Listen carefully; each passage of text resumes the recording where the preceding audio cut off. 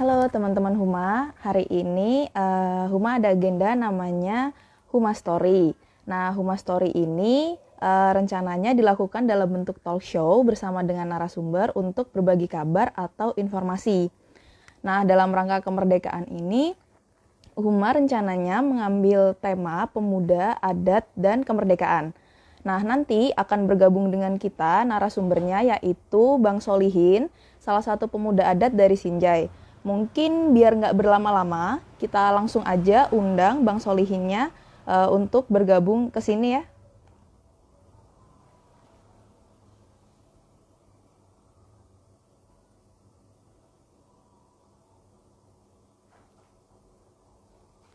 Sebentar, Bang Solihinnya masih dihubungi.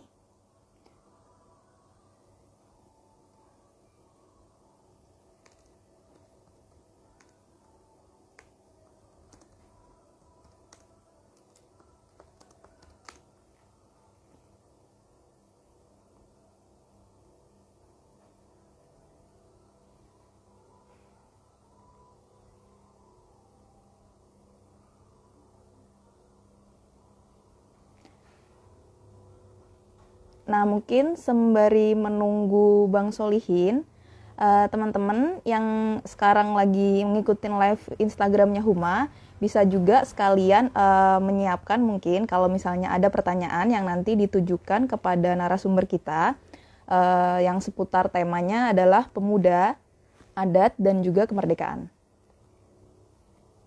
Oke, sebentar, apakah sudah bisa bergabung? Belum tergabung ternyata Bang Solihinnya. Kita tunggu lagi.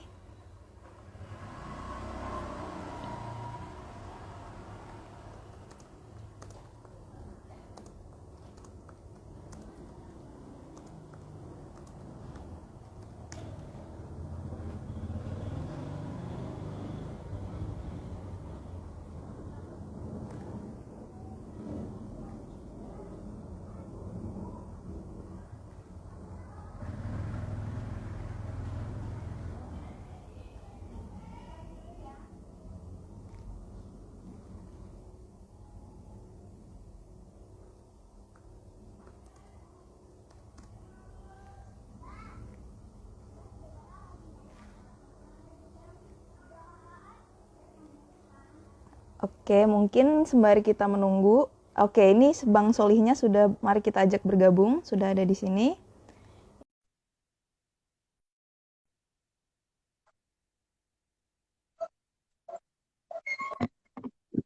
Nah, ini sudah bergabung bersama kita, Bang Lihin. Halo, Bang. Halo, Ya, gimana kabarnya ini? kabar baik. Alhamdulillah. Oke, mungkin biar nanti penontonnya juga nggak lama-lama menunggu, kita langsung mulai aja ya, Bang.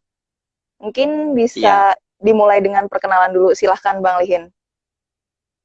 halo semuanya. Kenalkan, nama saya Solihin. Sering disapa Lihin, pemuda adat dari Sinjai. Ya, mantap. Sepertinya lagi di mana ini, Bang? Saya Backgroundnya, lagi di halaman rumah oh, halaman rumah. Oke, baiklah. di Nah, mungkin, kampung. oh, siap-siap, Bang. Mungkin kita langsung mulai aja ya, Bang. Tanya jawab singkat sih mungkin ini. Ada beberapa pertanyaan mungkin yang teman-teman juga penasaran ini terkait tema kita hari ini gitu, Bang. Kira-kira mungkin Bang Lihin bisa gitu sebelumnya biar teman-teman yang belum akrab dengan tema kita hari ini bisa bisa mengakrabkan diri terlebih dahulu gitu. Bisa gitu Bang Lihin mungkin cerita sekilas tentang masyarakat hukum adat Karampuang mungkin Karampuang itu di mana atau yang lain sebagainya yang mungkin orang-orang di luar tuh belum tahu gitu Bang. Silakan Bang Lihin. Jadi berbicara tentang masyarakat adat Karampuang atau berbicara menyebut Karampuang, kita ada pada dua, berarti menyebut dua makna misalnya. Pertama berbicara tentang wilayah adat Karampuan dan kalau di Sinjai berbicara soal wilayah adat Karampuan dan kedua berbicara soal beberapa spot sendiri di Sinjai namanya Karampuang. Ada Oke. Taman Karampuang gitu. Jadi wilayah adat Karampuang itu sendiri terletak terletak di Kecamatan Bulupodo, kurang lebih 31 kilometer dari Kabupaten Sinjai. Selain Oke. itu, wilayah adat Karampuang, wilayah adat Karampuang berada di bagian sebelah barat Kabupaten Sinjai dengan Hmm. luasan sekitar 2.965 hektar luasan wilayah adat. Nah, selain itu, kalau mau, kan di masyarakat adat ini akrab dengan sejarah, dengan Iya, cerita-cerita masa lalunya. benar-benar. Iya. Jadi kalau cerita soal sejarah Karampuang misalnya Mm-mm. yang masih terekam dengan baik diingatan oleh ingatan warga di warga Mm-mm. masyarakat adat. Selain itu ingatan terdokumenta sejarah itu pun terdokumentasikan dengan baik pula Hmm. misalnya soal Karampuang melalui sebuah kitab di Karampuang namanya Lontara. Ya, Lontara itu Lontar. adalah kitab tua. Nah, Karampuang kalau asal diskusi dengan beberapa pemangku adat berbicara soal Karampuang itu dimulai dulu orang percaya bahwa sejak awal adanya Karampuang, sejak munculnya orang orang tiba-tiba dari atas bukit Hmm. yang bernama Batu Lapak, Gunung Batu yang bernama orang itu disebut Tomanurung yang bernama Karaempulua. Hmm. Dari sejak itulah ada penyebutan nama Karampuang. Secara Hmm. administrasi, Karampuang meliputi wilayah adatnya meliputi 3 desa di Hmm. Bulupodo. Ada desa Duampanuai, ada desa Bulu Telue dan desa Tompo Bulu. Tapi Hmm. 80% wilayah adat berada di desa Tompo Bulu. Hmm.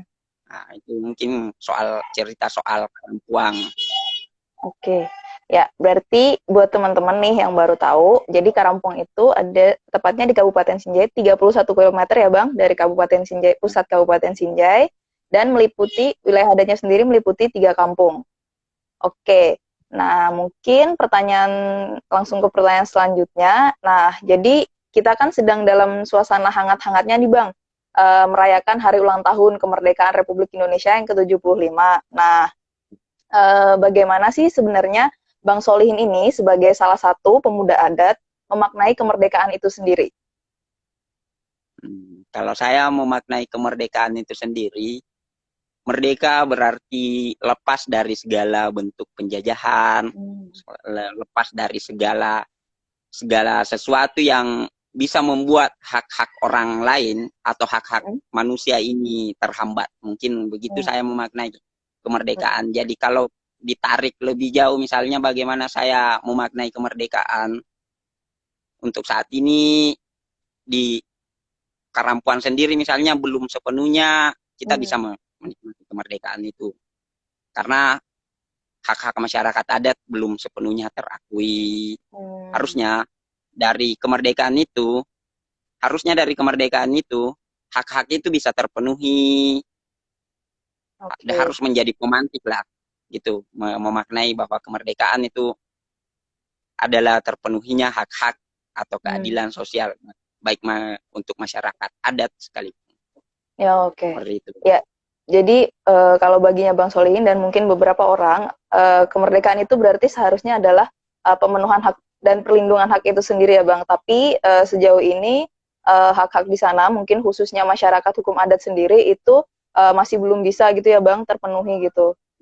Nah, mungkin melanjutkan dari pernyataan itu, nah kalau misalnya nih Bang ada hak-haknya masyarakat hukum adat ataupun hutan adat gitu yang belum terpenuhi dan mungkin belum diakui negara yang sampai saat ini belum belum dilegalisasi ataupun istilah-istilah lainnya gitu Bang.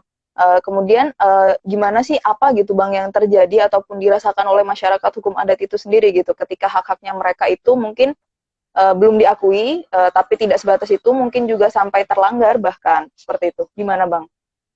Ya.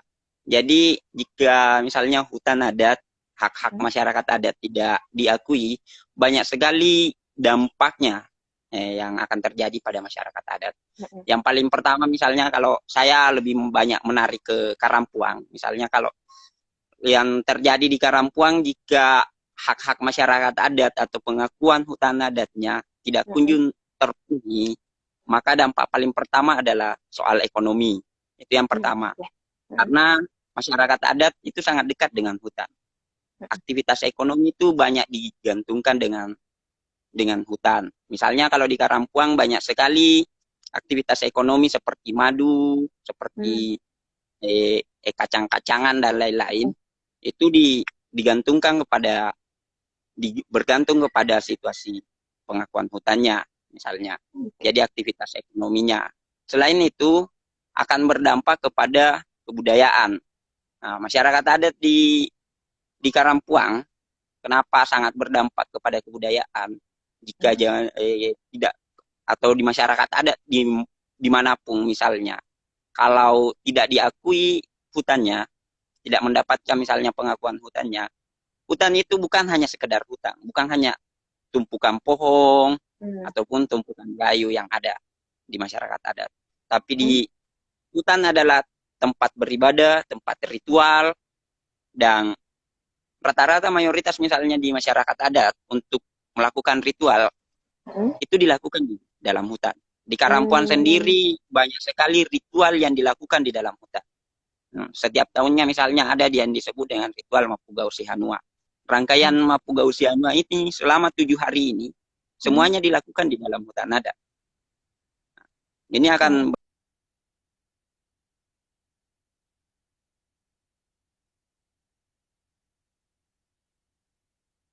berdampak kepada hutan. Kalau hutannya tidak kunjung diakui ataupun wilayahnya tak kunjung diakui Mm. adalah jadi sampai hari ini misalnya kalau pengetahuan lokal soal bagaimana merawat hutan, masyarakat adat di Karampuang memiliki banyak pengetahuan sendiri soal ini dan hutan adalah alat untuk menjahit solidaritas mereka, alat untuk menjahit. Jadi di pesta tahunan itu atau Mapugao Sihanua itu adalah ajang untuk reunian keluarga juga, ajang untuk reunian orang-orang Karampuang yang sudah merantau keluar daerah ataupun dimanapun di setiap tahunnya akan kembali ke Karampuang dan akan ketemu di pesta adat itu seperti itu.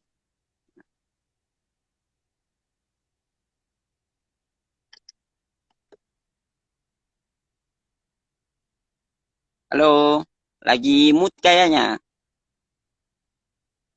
udah kedengaran? Oh ya, Oh halo? ya, iya halo, Udah? Ya. iya. Nah, jadi tadi kan disinggung sedikit nih sama Bang Lihin terkait dengan masyarakat hukum adat itu memiliki pengetahuan tradisionalnya sendiri gitu dalam mengelola hutan. Nah, mungkin ada nggak sih Bang satu atau dua contoh gitu mungkin terkait dengan pengetahuan lokal dalam pengelolaan hutan gitu? Jadi tadi kan kita sudah membahas soal lontara di Karampuang, soal pengetahuan hukum serta sejarah yang terdokumentasikan melalui lontara itu, Mm-mm. ataupun sebelumnya misalnya yang pernah dilakukan sama-sama dengan UMA misalnya sekolah lapang Mm. menggali pengetahuan-pengetahuan itu dan menggalinya dalam menulisnya dalam sebuah buku misalnya itu salah satu misal saya menyebutnya dalam bahasa Bugis atau bahasa Mm-mm. Karampuang. Nah, Mm-mm. soal pengetahuan. Jadi ada yang disebut dengan mm, ada pengetahuan yang disebut misalnya dengan eh, eh, mapiara ale. Mm. Nah, artinya menjaga hutan seperti keluarga. Oh, oke Nah, oke. ya, salah Mm-mm. satunya itu salah satunya. Selain itu ada namanya eh, eh, tuo tuo si tuoong Mm. ale. Hanya artinya hidup berdampingan dengan hutan. Oke. Jadi makna lebih jauhnya Mhm. di diskusi-diskusi dengan pemangku adat, misalnya makna lebih jauhnya bahwa hutan itu adalah kehidupan. Saat kita Mhm. hidup, saat hutan hidup, maka Mm-mm. masyarakat adat Karampuang akan hidup juga. Oke. Nah, kapan Oh, hutan gitu. rusak, maka Mm. kehidupan masyarakat adat juga akan rusak. Seperti itu di pengetahuan-pengetahuan lokal. Dan Oh, masih oke. banyak lagi sebenarnya Iya. nanti didiskusikan. Iya, oke. Nah, itu tadi adalah beberapa contoh nih dari Bang Lihin. Jadi, masyarakat adat mungkin khususnya di Karampuang, mereka dan mungkin juga secara umum sebenarnya mereka juga tidak hanya memperlakukan hutan itu sebagai tegakan pohon aja gitu ya Bang, tapi juga sebagai mungkin ibu ataupun sumber kehidupan dari mereka. Maka dari itu mereka punya prinsip untuk juga menjaga hutan gitu ya Bang. Karena Iya, kalau misalnya hutannya hidup, ya mereka juga hidup. Kalau misalnya tidak, maka mereka juga mungkin akan kesusahan gitu ya, Bang. Nah, mungkin ada lagi nih, Bang, pertanyaannya. Eh, Bang Solihin ini kan nih mungkin bisa dibilang juga nih salah satu generasi milenial nih, Bang. Nah, kenapa sih Bang Solihin itu punya konsen gitu untuk terlibat dan turut serta dalam membangun wilayah adat Karampuang gitu? Padahal mungkin kan bisa mungkin sih, mungkin ada pilihan lain apa gitu, Bang. Jadi kenapa sih alasannya gitu kok mau konsen gitu di turut membangun wilayah adatnya gitu, Bang? iya. Jadi soal ini mungkin diskusi sejak 2 tahun yang lalu misalnya. Mm-mm. Kenapa memilih untuk pulang kampung? Kenapa misalnya Ya. tidak memilih untuk bekerja di kota ataukah melanjutkan sekolah? Nah, itu Mm. diskusi-diskusi di teman-teman. Saya menjawabnya sangat sederhana, gini, bahwa kekayaan sumber daya alam sesungguhnya dan kekayaan itu ada di kampung. Di kampung saya merasa bahwa di kampung itu kita memiliki segalanya. Mm. Hmm. Jadi jadi saya merasa bahwa di kampung itu ada supermarket hidup gitu ya. Mm. Masuk ke hutan, mau merokok misalnya Mm. mau merokok misalnya ada tembakau, Mm. mau minum kopi petik dari kebun sendiri, yang hal-hal seperti itu. Selain itu, saya menilai bahwa sumber ilmu pengetahuan sesungguhnya juga ada di kampung. Justru pengetahuan-pengetahuan di kampung yang saat ini, pengetahuan hukum-hukum adat yang ada di kampung, pengetahuan-pengetahuan lokal dan lain-lain, justru lebih relevan untuk diterapkan saat ini misalnya di kampung Mm. dan dimanapun. Saya menilai itu sumber pengetahuan. Nah, ketiga, saya melihat bahwa di kampung itu adalah sumber daya manusia, ada sumber daya manusia yang kolektif. Jadi misalnya apapun yang dilakukan misalnya di Karampuang, misalnya membangun rumah, Mm. jarang kita untuk menyewa tukang, menyewa buruh, Mm. semuanya dilakukan bersama-sama dengan Mm. tetangga, bersama-sama dengan keluarga dan lain-lain. Oke, ya, ya. Di lain sisi banyak banyak hal yang menarik bagi saya di kampung. Mm. Di contohnya hari ini misalnya di pandemi COVID-19, Mm. Mm. justru justru yang paling berdaulat dan paling merdeka hari ini kita Mm. di kampung. Iya, Mm. kita di kampung. Kita kemana-mana misalnya, Mm. ya sekitar pun sendiri, ya ndak ada larangan untuk kemana-mana gitu ya. Mm. Ndak mesti jaga jarak karena para kita sendiri. Mm. Jarang ada orang yang keluar, jarang ada orang Mm. yang masuk. Di lain sisi, soal pangan, di Mm. COVID pandemi 19 ini, justru yang paling berdaulat atas pangannya, kita lah yang misalnya yang ada di kampung hari ini. Mm. Ya, Iya, benar, Bang. kan mau di lockdown 2 tahun mungkin Indonesia Mm. seandainya di lockdown 2 tahun atau berapa tahun, Mm. kita masih santai-santai saja di kampung. Benar, benar, Bang. Benar. Ya, Iya, iya. Ya, jadi itu tadi ya. Jadi karena memang kampung itu memang sumber ilmu, ada bisa apa masyarakatnya juga gotong royong gitu dan terutama pangan meskipun saat ini mungkin di beberapa tempat gitu yang ada yang saat ini ada pembatasan gitu-gitu mereka mengalami mungkin sedikit krisis gitu tapi ketika di kampung semua sudah tersedia gitu ya Bang. Ada supermarket tersendiri yaitu memang hutan itu iya, sendiri ya Bang yang iya, senantiasa dijaga oleh masyarakat itu sendiri. Oke. Nah, mungkin terakhir nih, tapi bukan yang terakhir kalau misalnya ada pertanyaan dari teman-teman yang lagi nonton. Tapi mungkin dari saya yang pertanyaan yang udah terkumpul ini mungkin terakhir nih Bang. Nah mungkin sebagai penutup, ada nggak sih Bang pesan-pesan dari Bang Lihin ini untuk generasi muda Indonesia ini dalam rangka untuk memaknai kemerdekaan gitu Bang? Ya, jadi saya mungkin ini soal bagaimana untuk generasi muda memaknai kemerdekaan, Mm-mm. bahwa saya memaknai kemerdekaan dengan sederhana, dengan membangun gerakan pulang kampung. Nah, Mm. mewujudkan kampung yang harusnya yang berdaulat, kampung yang mandiri secara ekonomi, seperti itu. Jadi saya memaknai kemerdekaan itu dengan gerakan pulang kampung. Jadi untuk teman-teman pemuda di manapun, ya hari ini harus kita melihat kenyataan bahwa kita sudah terlalu jauh meninggalkan kampung. Sekolah bahkan mungkin mengajak kita untuk terlalu jauh untuk meninggalkan kampung. Mm. Besar dan kecilnya misalnya di kampung, pas selesai kuliah, selesai Mm. ini, justru untuk menemukan mereka di kampung sulit. Mm. Justru yang menjadi petani hari ini adalah orang-orang tua, anak-anak Mm. generasi muda kita ada menumpuk di kota, Mm. ada menumpuk melakukan urbanisasi dan lain-lain.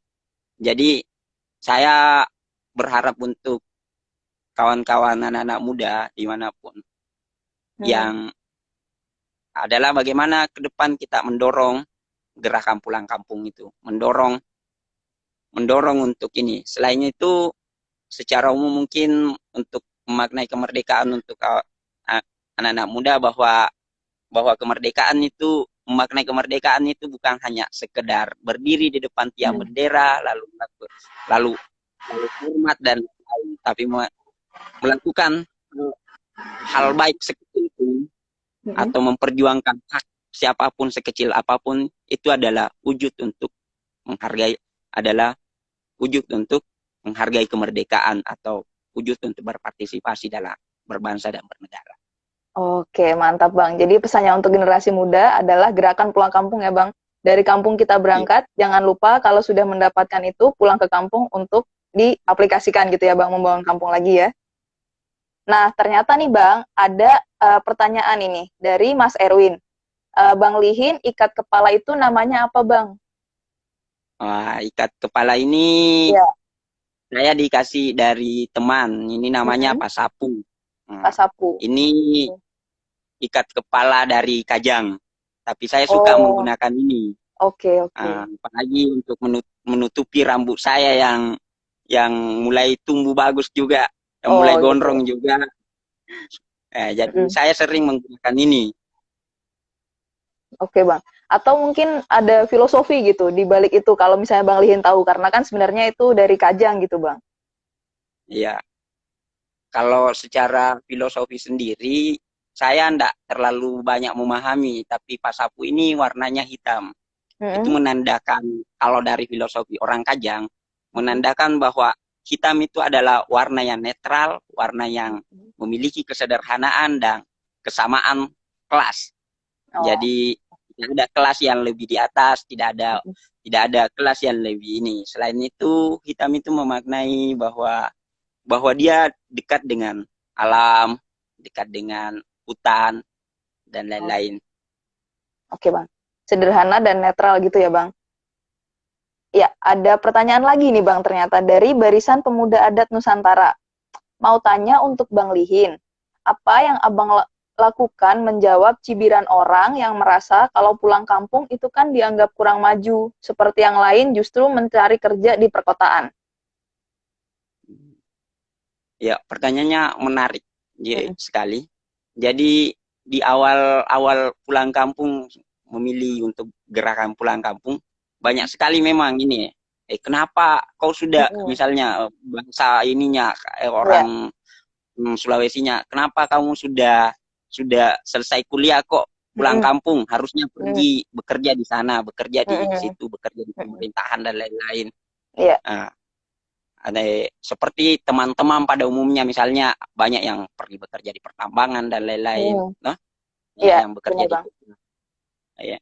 Kenapa kau memilih itu? Mm. Justru nah, cibiran-cibiran itu. Untuk menjawab itu bahwa saya mengatakan untuk menjawab pertanyaan ini kita membutuhkan waktu yang lama, mungkin 5 tahun, untuk Hmm. membuktikan bahwa gerakan pulang kampung ini bukan hanya sekedar pulang dan tinggal di kampung, Hmm. tapi jadi saya mengatakan mungkin dalam beberapa tahun ke depan kan teman-teman akan melihat sendiri bagaimana hasil daripada gerakan pulang kampung itu. Hmm. Dan sampai hari ini misalnya kayak saya misalnya, walaupun misalnya orang tidak melihat gerakan pulang kampung itu adalah orang dengan super style, dengan Hmm. penampilan yang keren, kece dan lain-lain. Hmm. Nah, tapi justru justru hari ini banyak yang ikutnya. Hmm. Banyak yang ikut teman-teman di kampung sebelah dan Hmm. di sekitar Sinjai, justru banyak yang ikut. Justru bangga menjadi peternak sapi, bangga Hmm. menjadi petani, Hmm. bangga untuk menanam apa saja. Nah, Hmm. ini adalah satu kemajuan. Bahkan Hmm. saya sudah sering diajak oleh beberapa teman untuk diskusi-diskusi soal pulang kampung. Hmm. Nah, itu hasil, artinya sudah ada hasil yang bisa kita tunjukkan bahwa bahwa ini bahwa gerakan pulang kampung itu ternyata adalah gerakan yang menarik. Hmm. Nah, selain itu di COVID pandemik 19 Hmm. ini orang teman-teman yang bekerja di kota Ya. justru kembali semua ke kampung. Saya melihat Hmm. situasi itu, mereka pulang kampung dan bingung. Hmm. Yang dulunya misalnya banyak mencibir misalnya menggunjing Hmm. soal itu, justru bingung saat ini di kampung. Nah, mau ngapain saya? Nah, di kota kena PHK, kehilangan Hmm. pekerjaan, dan dia baru mau mulai lagi kembali, mulai dan dia baru memulai lagi belajar untuk beternak sapi misalnya di kampung, Hmm. Bertani belajar gitu ya untuk bang. bertani. Hmm. Nah, seperti itu. Jadi Hmm. gerakan pulang kampung itu tidak bisa, hasil dari gerakan pulang kampung itu tidak bisa dilihat dalam waktu 1-2 tahun, tapi dia Hmm. membutuhkan waktu yang lama. Karena Nggak bukan bisa hanya instan sekedar, gitu. Hmm. tapi dia lebih pada bagian daripada pekerjaan besar pengorganisasian dan pengorganisiran misalnya. Seperti itu Hmm. saya. Ya. Jadi sebenarnya di kampung itu juga mungkin ada menyediakan gitu ya bang lapangan pekerjaan gitu. Tapi mungkin memang berbeda dengan apa yang ada di kota. Kita malah bisa merdeka dengan diri sendiri dengan bertani, beternak sapi kayak gitu ya bang mungkin. Tapi memang tidak bisa instan, hasilnya akan bisa terlihat dalam waktu beberapa tahun mungkin gitu ya bang. Nah, Oh, ya, nah ada satu lagi nih bang dari pertanyaannya Mas Erwin. Di sana ada kopi bang, apakah panennya sudah stabil? nah, di sini ada kopi, cuma kopi untuk Karampuang itu bukan di Sinjai sendiri, Mm-mm. belum kita tidak pernah mempersoalkan harga di persoalan kopi di kampung. Mm-mm. Nah, walaupun sejak COVID harga kopi turun, tapi Mm. kopi memang di sini hanya bonusnya yang akan dijual, selebihnya itu hanya konsumsi pribadi. Orang di Oh. kampung, misalnya kampung saya, Mm-mm. komoditi utamanya itu bukan kopi. Nah, Hmm. ya kopi itu sebagai tanaman ini, tanaman di antara tanaman pagar di kebun, Hmm. seperti itu. Jadi dia hanya berfungsi untuk memenuhi kebutuhan rumah tangga. Nah, walaupun kalau kopi di sini harganya belum stabil, harganya masih kena Hmm. dibanding tahun lalu. Tahun lalu harga kopi 5.000 5.500 per liter. Sekarang harga kopi di sini ya 2.500, bahkan Hmm. 3.000. Jadi dia jatuh sampai 50%. Tapi saya melihat Oh. warga tidak pernah mempersoalkan soal itu. Hmm. Jadi memang hanya bonusnya ya, sisanya gitu bang yang dijual. Selebihnya Ya, dipakai dulu di dalam kampung itu sendiri karena memang kopi juga kebutuhan masyarakat di situ ya bang. iya, Oke. seperti Nah, itu. ini dari Bang Zulkifli Kapar. Katanya boleh Bang kopinya dikirim ke Padang, Sumbar. Wah, minta dikirim kopi Ya, katanya. kapan Iya, kapan-kapan. gampang itu. Nah, mungkin itu Atau tadi jalan dari jalan ke Sinjai. uh, uh, Lalu kalau misalnya di situ ada pertanyaan lagi nih Bang. Lalu apa komoditi utamanya Bang yang di situ? Kalau dari segi pertanian, komoditi utama di masyarakat adat, hampir di semua masyarakat adat yang ada di Sinjar itu seperti ini: padi, Hmm. cengkeh, eh, pala, Padi, cengkeh, pala.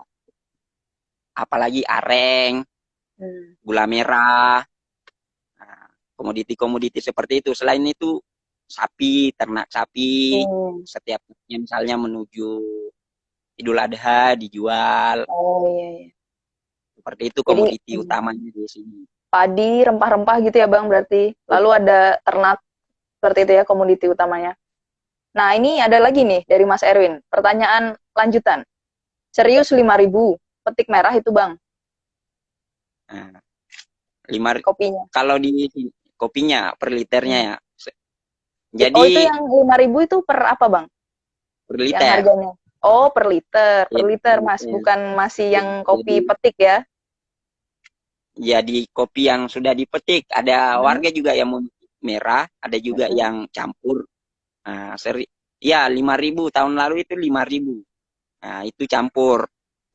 Yang Oke. petik merah itu sampai dia 6.500, dia beda 1.000 biasanya atau seribu Hmm. lima ratus Per yang berapa itu petik Bang? merah. Kalau yang petik Per merah? liter, Per per liter juga. liter. Ya, Oh gitu. jadi begitu. Jadi orang di sini tidak menjual per kilo kalau menghitung kopi. Hmm. Oh Nah, gitu ya. menghitung kopi nggak Ukurannya pernah liter ya? menghitung. Oh iya, saya Iya, juga dia baru tahu ukurannya ini. liter. Nah, kadang kopi itu 2 liter 1 kilo. Nah, ini yang baru Hmm. dipetik dari Oh batangnya, gitu. dari pohonnya. Iya. Itu. Oh gitu, oke. Itu kalau misalnya ada nggak sih Bang, kan ada tanaman kopi di situ. Ada nggak wisata Iya, kopi petik sendiri? Biasanya kan kalau di pegunungan ada wisata stroberi petik sendiri. Nah kalau kopi petik sendiri ada nggak Bang? sampai saat ini di sini belum ada. Oh belum ada ya. Jadi kalau kita mau beli kopi pasti udah yang udah dipetik sama masyarakat di situ berarti ya. Iya, sudah pasti dipetik oleh masyarakat di Hmm, sini. oke. Ya, jadi itu tadi kalau misalnya dari Bang Lihin itu gerakan pulang kampung. Ya, memang tidak senantiasa langsung terlihat hasilnya, tapi itu akan terlihat dalam beberapa tahun dan termasuk juga kita bisa merdekakan diri sendiri gitu ya Bang. Dan misalnya itu juga terlihat ketika pandemi COVID yang terjadi sekarang, orang-orang di perkotaan bingung, mungkin sebagian ada yang di PHK, sebagian ada yang mengalami krisis pangan, tapi yang di kampung mereka alhamdulillah sejauh ini berdaulat sendiri atas pangannya juga seperti itu ya Bang. Oke. Iya, Nah sejauh ini uh, ditunggu adakah pertanyaan lagi untuk Bang Lihin ini, mumpung kita masih bisa terhubung dengan Bang Lihin secara live, teman-teman silahkan kalau misalnya ada pertanyaan lagi. Mungkin sembari menunggu nih Bang, 2 menit, kita tunggu 2 menit. Nah, Bang Lihin sendiri sekarang kesibukannya di kampung ada apa Bang? jadi kesibukan saya di kampung Hmm. saat ini beternak sapi. Hmm. Kayak jadi saya beternak sapi setiap pagi jam jam 7 keluar ke kebun, kasih ke tengah-tengah Hmm. kebun, kasih kasih makan ternak sapi. Selain Hmm. itu saya beternak ayam. Ayam. Nah, ayam. Nah, apalagi selain itu saya bertani. Saya Hmm. menanam banyak hal. Hmm. Apalagi nih awal sebelum, kan ini di kampung mau musim Hmm. kemarau. Oh iya Jadi iya. saya sebelumnya sudah menanam ubi. Oh ubi. Jadi saya menanam tanaman-tanaman pangan juga, Hmm. jagung. Hmm. Selain itu padi. Ditambah di aktivitas Hmm. sehari-hari, aktivitas tambahan di luar itu Hmm. menanam tembakau juga untuk Oh, kebutuhan tembakau. pribadi. Oh iya iya Ya, iya. jadi Jadi kita nggak perlu beli rokok gitu ya Bang, nggak perlu keluar uang nggak lagi pernah untuk beli beli rokok. rokok. Hmm, pakai tembakau Tembakau, sendiri. ya tembakau sendiri. Ya seperti itu. Hmm. Sembari bersama-sama juga dengan Hmm. teman-teman. Kalau di waktu-waktu luang di waktu-waktu luang kalau ndak sedang tidak lagi sibuk-sibuknya misalnya sama masing-masing Mm-mm. di kebun Mm-mm. atau tidak ada kegiatan kerja Mm-mm. gotong royong antar Mm-mm. petani, ya seperti ini nongkrong depan rumah, Mm. nongkrong di kebun. Iya, iya. Jadi jadi saya melihat bahwa di kampung ini kayak indah sekali gitu. Hmm. Pas saya keluar depan rumahku sudah ada banyak pohon, sudah hijau, Mm-mm. menyeberang melihat sawah.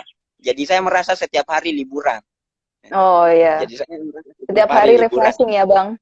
Ya, Oke. seperti Nah, itu. kalau kalau misalnya tanaman-tanaman seperti padi, ubi gitu, kira-kira panennya setiap berapa bulan gitu, Bang? Jadi kalau di padi itu 3 bulan, 3 bulan setengah di kampung. Jadi dalam 2 bulan ke depan akan panen padi lagi.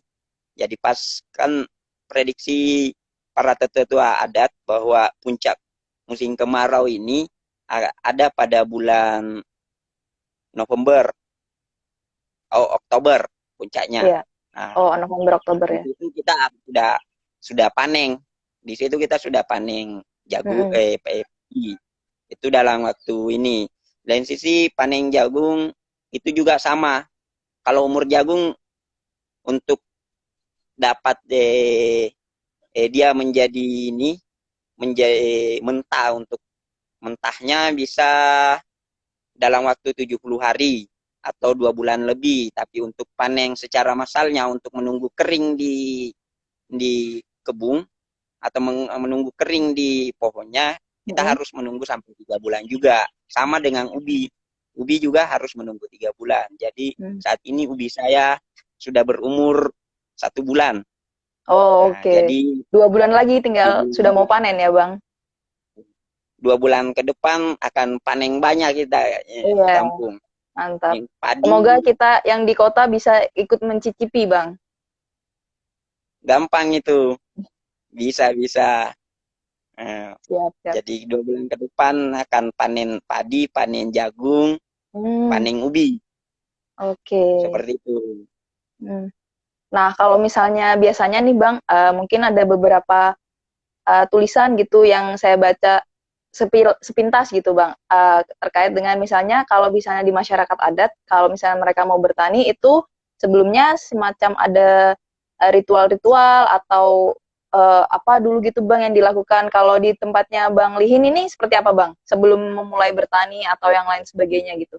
Apakah ada hal-hal Ya. yang seperti itu yang sama atau gimana?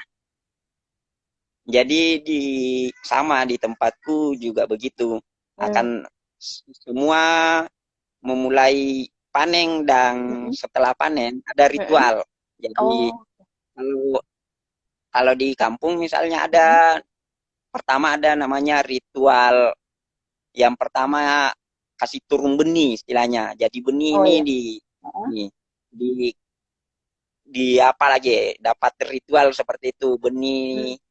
benih dalam bagaimana modelnya ini saya Mm-mm. menjelaskannya, bahwa sebelum benih padi ditanam ataupun Iya. benih jagung ditanam Heeh. ada namanya, kalau di kampungku namanya panobine, artinya kasih turun benih Hmm. ini ada ada ritual-ritual khususnya.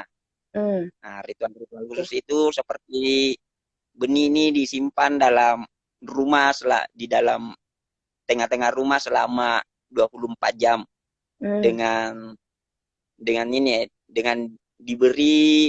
diberi lilin. Nah, lilin ataukah ya Oh. sekarang sudah menggunakan lilin, sebelumnya Mm-mm. obor. Yo, Oke. benih itu setiap kalau malam. Nah, Mm-mm. selain itu ada beberapa tetua-tetua adat Mm-mm. sebelum itu melakukan membaca Mm. situasi keluar kalau malam misalnya, ataupun membaca ada hitungan-hitungan kalender tersendiri kapan Oh. jam berapa harus Mm. menanam. Nah, Mm. tanggal berapa kita akan memulai menanam hingga tanggal sekian. Mm. Jadi hal yang mungkin yang orang melihat misalnya hal yang aneh soal itu, misalnya di Mm. tengah-tengah kemarau tiba-tiba ada ajakan untuk tanam jagung. Nah, Mm. kan jagung ini tidak bisa tumbuh di musim kemarau, tapi Iya. beberapa ketua-tua adat biasa memprediksi bahwa Mm. dalam 7 hari ke depan akan hujan. Jadi kita Mm. tanam jagung sekarang, 7 hari ke depan akan hujan. Dan itu terbukti terjadi. Nah, Oh selain gitu. itu ada ritual panen. Oke. Kalau padi misalnya ritual Mm. panennya di kampung ada namanya Mandriase Baru, artinya memakan padi baru. Memakan Mm. padi baru itu adalah suatu ritual mengajak tetangga, mengajak keluarga, Mm. mengajak ini. Ada jadi ritual itu banyak hal. Ada yang dilakukan secara sendiri-sendiri di rumah Mm. masing-masing, Mm. mengajak tetangga, mengajak Mm. mengajak keluarga untuk datang makan bersama Mm. di rumah. Mm. Ada juga yang dilakukan satu kampung yang saya sebut tadi, Mm. Mapugao Sihanua dilakukan Mm. Aku satu nggak kampung. semua. Satu kampung orang melakukan, orang datang ke hutan, orang Mm. datang ke hutan itu membawa ini, membawa membawa makanan masing-masing dan menjamukan Mm. kepada tamu-tamu. Dan itu ritual satu Oh. kampung. Dan itu biasa waktunya sampai 7 hari. Oke. Nah, berarti jadi kalau sebelum menanam pun itu ada ritualnya gitu ya, Bang, untuk menentukan Ya, waktu yang tepat gitu untuk menanam. Jadi nggak sembarangan ya udah aku mau menanam padi ya udah tanam, nggak seperti itu ya, Bang. Jadi harus menunggu ritual untuk tahu waktu yang tepat. eh, Lihat di penanggalan yang kalender juga karena punya kalender sendiri gitu ya, Bang. Nggak kalendernya nggak seperti yang misalnya kayak kalender tahunan yang umum gitu ya, Bang ya. Nah, setelah panen pun juga ada ritualnya. Dan kalau misalnya saya nih sebagai orang dari luar itu melihatnya kayak semacam mungkin itu juga syukuran gitu ya, Bang, berbagi dengan iya, sesama gitu. Semuanya iya, sama-sama menikmati hasil panen itu gitu ya, Bang, berbagi dengan iya. tetangga dan lain sebagainya gitu ya. Wah, menarik sekali nih. Ada komentar ini, Bang, dari Barisan Pemuda Adat Nusantara. Setiap hari liburan ya, bikin kami yang di perkotaan jadi iri aja, enak betul ya gerakan pulang kampung ini. Nah, iya, benar sekali. Bikin kami iri. Di sini keluar aja harus pakai masker, Bang. Bikin sesak nafas. Kalau di sana tadi dari ceritanya Bang Lihin itu kan ya udah kita-kita aja jadi ya nggak perlu pakai masker gitu-gitu ya, Bang.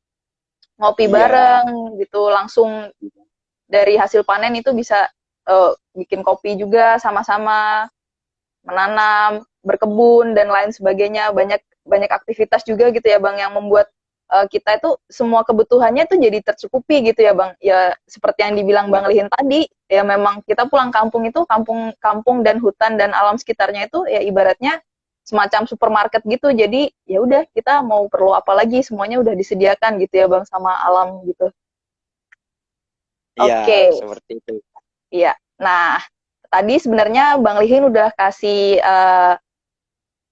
apa namanya saran penutup sih dan sepertinya dari Bapak Ibu dan teman-teman yang hadir menonton siaran langsung ini nggak ada pertanyaan tambahan nih Bang Lihin. Oke, karena tidak ada pertanyaan tambahan, mungkin apakah bisa kita akhiri sekarang teman-teman atau masih ada yang ingin bertanya seputaran pemuda, adat dan juga kemerdekaan? Karena Bang Lihin sendiri udah cerita tadi kalau misalnya ketika pulang kampung saat ini Bang Lihin juga kesibukannya sibuk sekali sih ini ya, bisa dibilang sibuk sekali beternak sapi, beternak ayam gitu. Mau menanam sekarang sedang menanam ubi sudah 1 bulan jalan, menanam jagung dan menanam padi juga karena sebentar lagi sudah musim kemarau gitu. Kalau misalnya musim kemarau gitu terus gimana Bang? Nah, kalau Aktivitas sudah bertaninya? jadi gini, Mm-mm, ya di kampung itu semuanya misalnya kalau tiba musim kemarau ataupun mm-mm, musim hujan, ya mm-mm. tiba untuk ini masa untuk santai-santai, masa untuk Hmm. bersama-sama seharian penuh dengan keluarga. Nah, Hmm. masa masa-masa untuk melakukan ritual-ritual di luar ritual misalnya pesta panen ataupun Hmm. ritual untuk tanam. Nah, jadi masa-masa itu masa Mm-mm. jadi semenjak misalnya saya di melihat gerakan pulang kampung itu atau semenjak Mm-mm. saya pulang ke kampung, saya bisa menikmati sepenuhnya aktivitas itu bersama keluarga, bersama tetangga. Jadi di musim-musim kemarau itu ya musim bersantai, tidak melakukan apa-apa. Ya, paling kalau tiba masa panen ya panen, ya itu 1 minggu, 1 2 minggu. Setelahnya itu yang aktivitas rutinnya itu hanya kayak beternak, ya itu beternak. Tapi itu tidak, bagi saya tidak terlalu menyita waktu, 1 jam dalam sehari. Oke. Nah, 1 jam Nah, dalam sehari kita pergi. nah ini ada pertanyaan lanjutan ini dari Pak Andik. Apa sebenarnya kepentingan mobilisasi pemuda dalam urusan adat, Bang? Apa kepentingan pemuda untuk mobilisasi urusan adat? Nah, jadi saya melihat bahwa pengetahuan itu pertama harus diturunkan ke anak-anak muda. Nah, karena semakin hari di masyarakat adat harus diakui bahwa terus mengalami degradasi nilai. Semakin hari semakin lama orang sedikit yang mau misalnya mempelajari hal-hal kesenian, ritual, tani, pengetahuan lokal. Jadi sangat penting. Kedua, kenapa pemuda sangat penting misalnya di generasi masyarakat adat ataupun di proses apapun. Pemuda ini memiliki kekuatan, semangat, dan memiliki banyak hal. Selain itu, memiliki pengetahuan dari berbagai pengalaman yang harusnya dikembangkan. Jadi saya melihat itu. Jadi kedua, pemuda memiliki kesempatan yang lebih untuk melakukan banyak hal sehingga dibutuhkan mobilisasi pemuda. Jadi yang pertama itu karena memang untuk keberlangsungan nilai-nilai yang ada di masyarakat adat itu sendiri gitu ya Bang. Karena sekarang dirasa karena memang saat ini ada degradasi nilai dalam masyarakat adat itu sendiri, sehingga nilai-nilai yang dari mungkin tetua-tetua adat atau orang-orang tua seperti itu harus diturunkan juga ke pemuda-pemuda adat agar mereka sadar terkait dengan adatnya itu sendiri, di wilayah adatnya itu sendiri seperti apa, seperti itu ya Bang. Dan karena mungkin mereka juga masih punya kesempatan yang lebih gitu ya Bang untuk mengembangkan adatnya gitu ya. Oke. Ya, apakah ada pertanyaan lagi teman-teman? Oh, sebentar. Nah, kalau misalnya ada lagi nih dari Mas Erwin. Oke.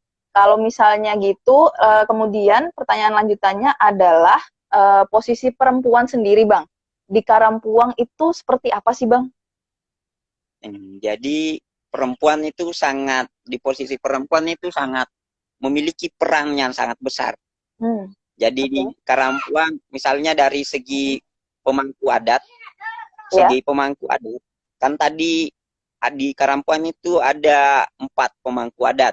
Nah, salah satu pemangku adat misalnya itu adalah perempuan untuk melakukan yang saya sebut tadi, Mapugau Sihanua atau pesta panen besar-besaran ini, yang akan menentukan, yang akan memegang, yang akan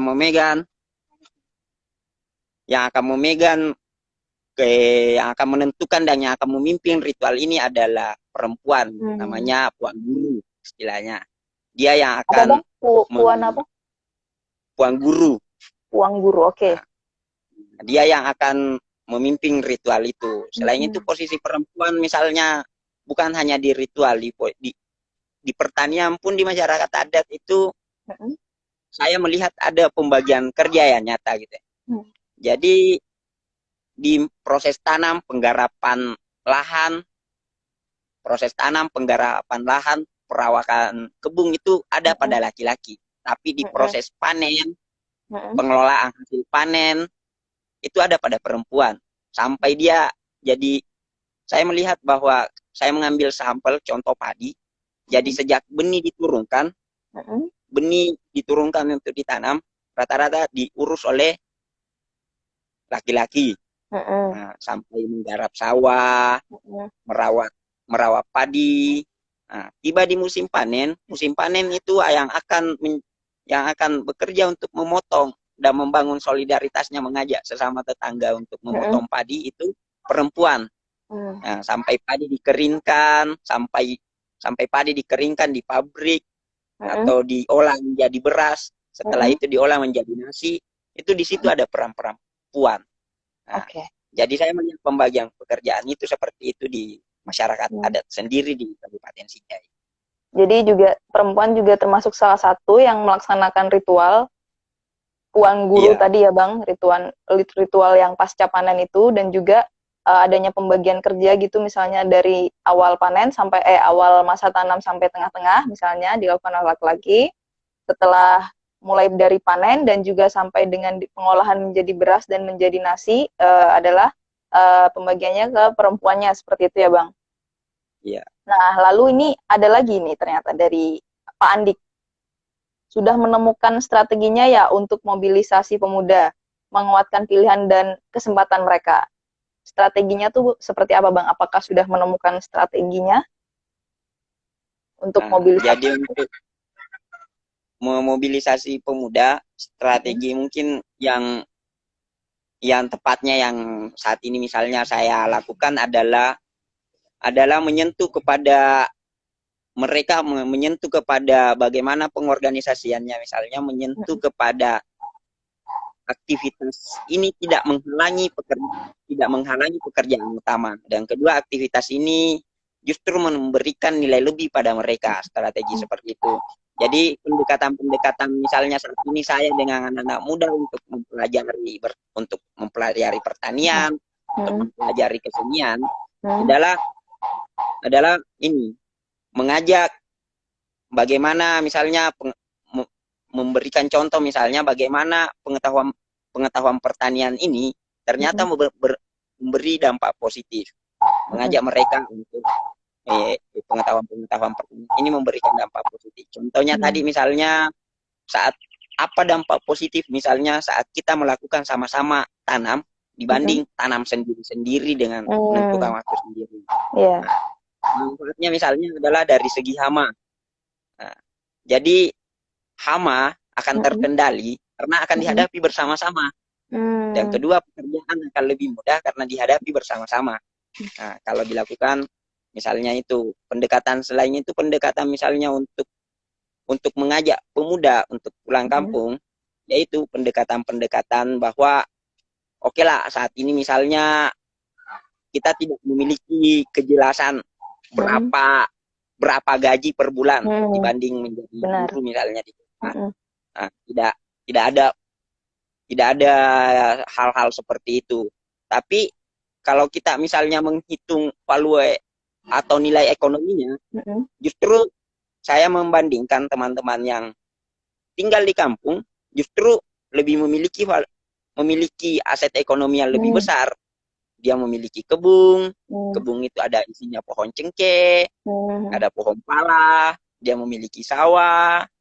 Nah, di lain sisi dia memiliki ternak, memiliki sapi. Nah, dan jika dihitung-hitung memiliki misalnya hitung-hitungan ekonomi, Mm. justru mereka memiliki aset ekonomi yang lebih besar Mm. dibanding teman-teman yang pergi merantau ke kota. Mm. Nah, seperti Mm. itu. Jadi, Oke. seperti itu. Pendekatannya pun itu yang saya bilang tadi. Bagaimana menyentuh mereka pada kerjaan dan kegiatan sehari-harinya. Mm. Yang Oke. pekerjaannya misalnya penyadap aren. Mm. Bagaimana ya bahwa dia bukan hanya menjadi gula merah, tapi Mm. dia harus lebih jauh misalnya menjadi sirup aren, diskusi-diskusi Mm. seperti itu. Oke. Jadi memang dimulai dari kegiatan-kegiatan yang memang akrab dengan pemuda itu sendiri ya Bang. Jadi tidak serta-merta langsung dikasih tahu semuanya dalam satu waktu, nggak seperti itu. Tapi memang perlahan-lahan Hmm.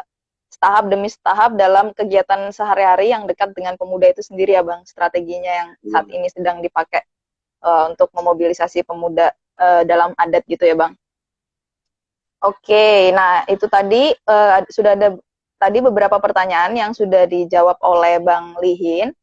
Nah, ternyata kita sudah hampir 1 jam ini bersama dengan Bang Lihin karena tinggal 1 menit lagi, dan mungkin sepertinya sudah tidak ada lagi pertanyaan dari teman-teman. Nah, penutupnya, oke, mungkin tadi Bang Lihin udah kasih penutup sih sebenarnya, dan senantiasa diulang-ulang, yaitu adanya gerakan pulang kampung, karena di kampung itu, saya lagi yang ngulangin ya, Nggak apa-apa nih Bang, saya bantuin biar Iya. nggak capek Bang. Nah, jadi penutupnya sebenarnya tadi udah disampaikan dari Bang Lihin adalah adanya pesan untuk pemuda itu adalah gerakan pulang kampung, di mana sebenarnya di kampung itu kita menemukan segalanya. Kampung itu adalah supermarket, kampung itu adalah juga gudang ilmunya, kampung itu juga adalah sumber daya manusianya, karena manusia juga gotong royong di kampung, memberikan ilmu, memberikan semua kebutuhan yang kita punya gitu. Nah, penutup dari Bang Lihin itu tadi sih ajakan untuk gerakan pulang kampung, ayo pulang kampung, tapi sekarang lagi pandemi, jadi teman-teman yang merantau agak susah pulang kampung karena takutnya pulang kampung akan kita membawa virus kepada orang-orang tersayang kita di kampung gitu Bang. Jadi mungkin setelah semua pandemi ini selesai, teman-teman yang belum pulang kampung, ayo pulang kampung. Uh, semua ilmu yang mungkin sudah didapat selama ini di luar, ayo diaplikasikan di kampung untuk membangun kampung seperti itu ya Bang. Iya. Ya, nah itu tadi sedikit percakapan kita bersama dengan Bang Lihin dengan tema pemuda, adat dan juga kemerdekaan. Nah, terima kasih banyak sebelumnya kepada Bang Lihin yang sudah meluangkan waktunya bersama kita hari ini. Udah selama 1 jam, ternyata nggak kerasa ini Bang ngobrol-ngobrolnya. Terima kasih juga kepada teman-teman yang udah mengikuti dari awal sampai akhir dan juga sudah pertanyaan dan lain sebagainya. Tetap ikutin aja agendanya Humas selanjutnya di Humas Story yang selanjutnya. Nanti akan diinfokan lebih lanjut dan sekali lagi terima kasih banyak ya Bang Solihin atas waktunya. Sampai bertemu di lain kesempatan. Sampai jumpa teman-teman. Bang Lihin. Terima kasih. Jumpa.